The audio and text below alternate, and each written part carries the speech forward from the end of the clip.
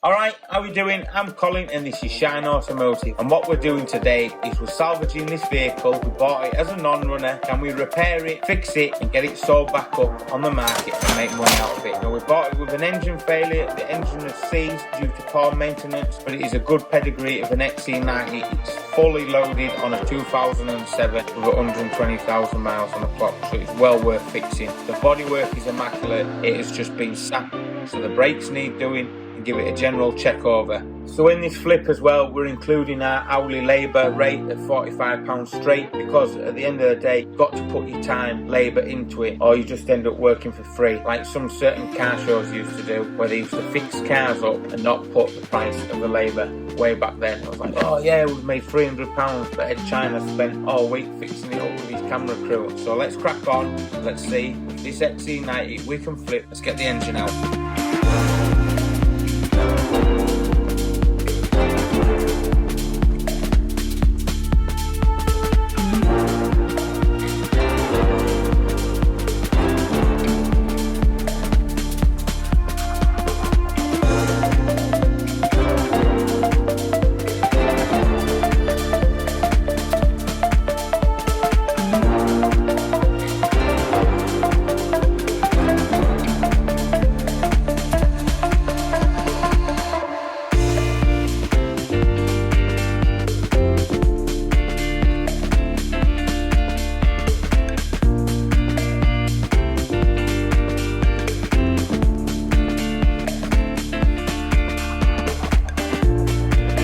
Right, so we've got the engine pulled out the XC90 now. What we're doing is swapping a few of the ancillaries over, because the engine that we got to put in, whoever took it out has butchered it out, and they didn't need to cut the wiring harness off the engine. It was only a plug.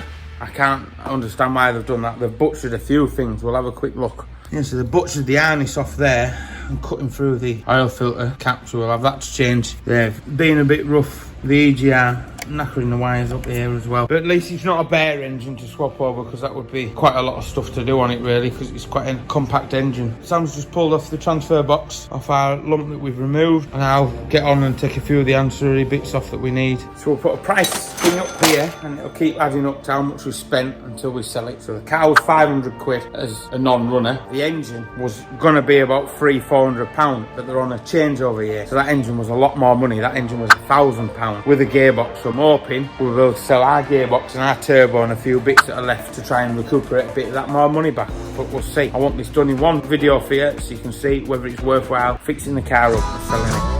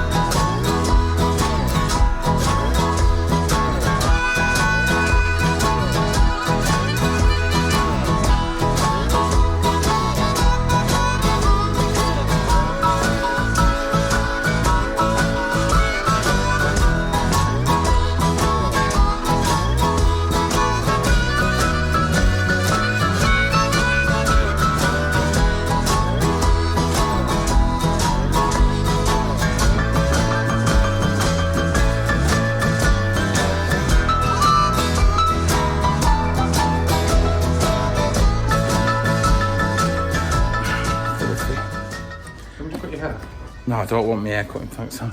Right. Because I don't want it cut. Too long? It's not too long, it's fine. I like my new quid.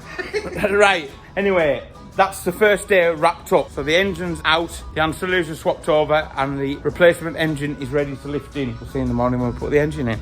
Right, so it's day 2, and what we're going to do now, like we said, we're going to get the engine lifted in. So we'll get the engine lifted in and start building it back up. We've ordered discs and pads all the way around. It probably won't be here till Friday, so this will probably be all we'll get done today, is get the engine in, the running gear back on, and maybe have it running. Just watch the time lapse to find out.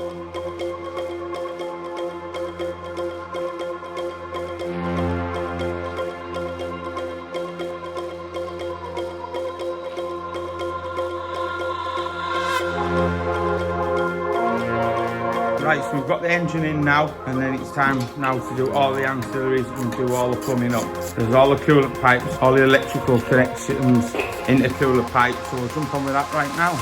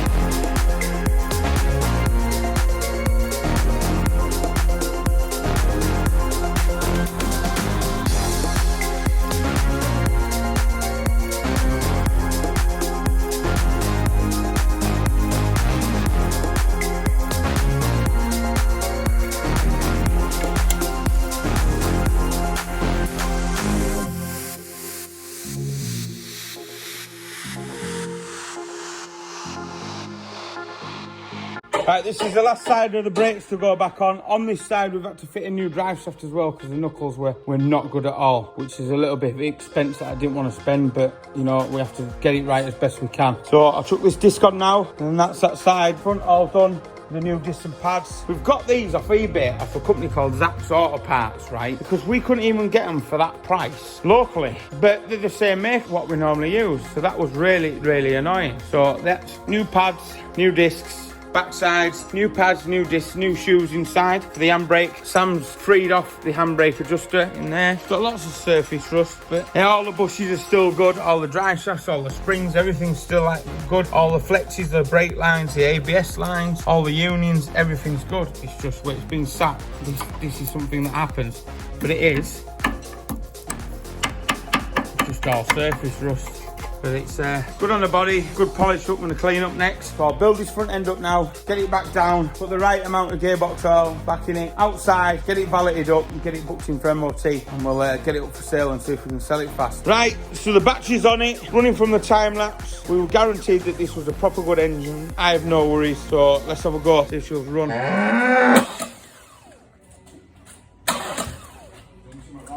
Yeah? Oh no, she's away. So we'll let that warm up tick over now. You can just hear that knocking noise. So we'll get the oil built up in that. Once that's done, we'll get it outside and get it cleaned. We checked the cam belt, but the cam belt had been done quite recently. It's got the new tensioners and the pulleys down there that fail as well. So we've put a fresh oil filter on it, fresh oil and an air filter. And that's all it needs at the end of the day because we're reselling it. Mark's getting ready to clean it. What do you reckon, Mark? You're going to make it look like brand new? He'll make it look as good as he can. Full of energy. So what Sam's doing now is just plug it in. It's got an ABS fault. Oh, what was the issue with the ABS fault? You left it unplugged. Did I not plug the wire in? No. Well, there we go. That's an easy fix. Oh, it's got a picture of the car on there. Look. See that? There's been a lot of money in its day, this. So we've ran it up to temperature and it seems mint. So we're going to put all the air pipes and a few bits that we've got to put back on it. What we're going to do now, though, is I forgot because I knew exactly what I forgot. So we're just going to send it up and bleed the brakes because the pedal's a bit spongy. So that's what we'll do now. And then cleaning, and then MOT time and advertising, but it should sail its MOT really. It's not my MOT, not my problem. Yeah, not Sam's MOT, not his problem. It's heavy this. So we've got the brakes bled up, got all the coolant topped up, got fresh windscreen washer fluid in it. The wipers are alright, so we don't need to change them. That's about it. Air intake pipe going on.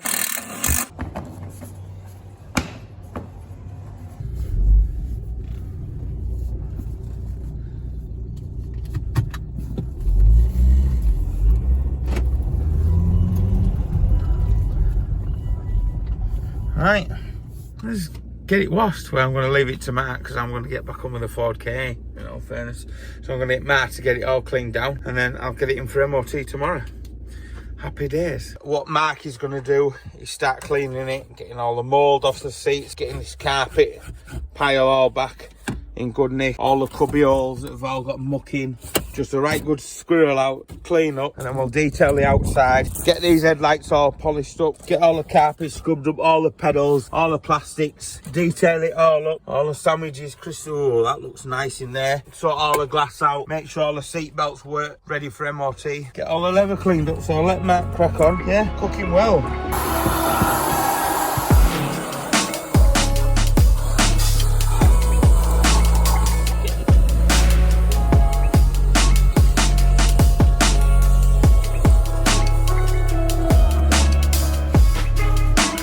Tell you what, these are a lot better quality carpets than any of them other cars. Carpets are coming up well now, seats are cleaning up. Pretty good for its age, isn't it, really, Mark? Certainly is, isn't it? Yeah, very nice. Cleaned up well. Mark's getting the leather all cleaned up. You can see he's conditioned that bit, and then you can see where it's dry and tired. You're doing a good job, Mark. Them carpets are looking well now. Doing the tyres while the polish is going on. Come round here. And what we're going to jump on now is to doing the headlights. Now this one isn't that bad. You see the milky cream on the top, but this one's quite bad. So what Mark's going to do is flat them off with 1500 wet and dry, get all that off, then we'll machine polish it up. Then we'll take all the polish off the car, because you take all the polish off and machine polish, we've got splatters everywhere. Good practice is to take round when you're polishing, but at the end of the day, this is a resale car and we're just going to let it have it.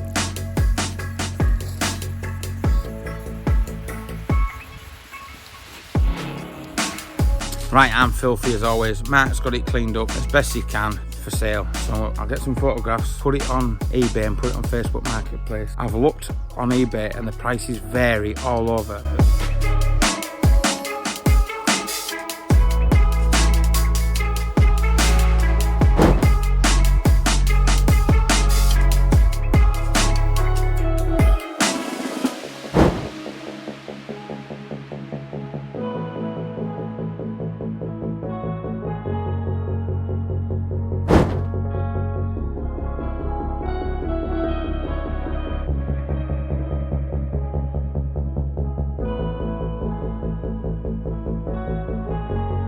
So I've just got back from MOT with a Volvo and she's all passed. She went straight through, no bother, just like I thought it would. So we'll get it advertised now and we'll see if we can get it sold. Looked all over the internet and they're like high mileage ones, like 2.5 grand on this age. These spec ones, I've seen them up as far as like nearly 6 grand, which I think is too dear. So I'll work out everything I've spent on it. Obviously we had a little bit more money with the engine. The vehicle's 500 quid, got delivered here. That cost us 120 quid to deliver. Grand for the engine, 150 quid for brakes. Had half a tank of diesel in, which the diesel was all right, so that saved us putting diesel in. 45 quid for the test, and we've had 2.5 days on it, me and Sam. Half a day with Mark cleaning it. So yeah, I'll work it all out and it'll be on the screen of how much it costs and the profit when we sell it, which we've got to sell it now. So at the end of the day, we've worked on it for 2.5 days, so I've got to put that into it, because at the end of the day you can't just think, oh yeah, we made 300 quid, but then me, Sam, have worked on it for 2 days and then Mark's had half a day valeting it. So yeah, that's it. That's all we can do now. Find out if it's worthwhile doing it. It's a good spec car. It's proper smart. I really like it. 7 seats. Oh, filthy. Cruise control. It's got everything. Cool, isn't it? Stereo. These are all right for the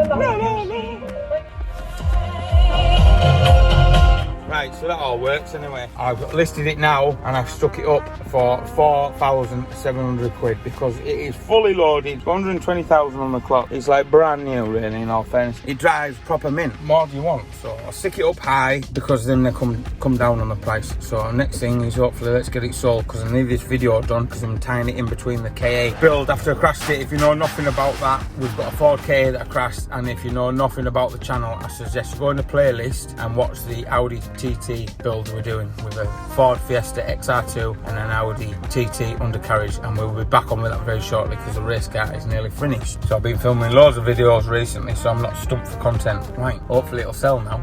Right, it's 2 weeks later, a little bit longer than I thought, but eventually we've sold the XC90 and we got £4,295 for it. I did put it up for 4,007 and I've been happy with that. Got a deposit now, absolutely buzzing. Right, so what I'm going to do now is I'm going to put a list up of how much we spent, how much profit we made, and all the bills. So everything will be itemised and you can look at that now.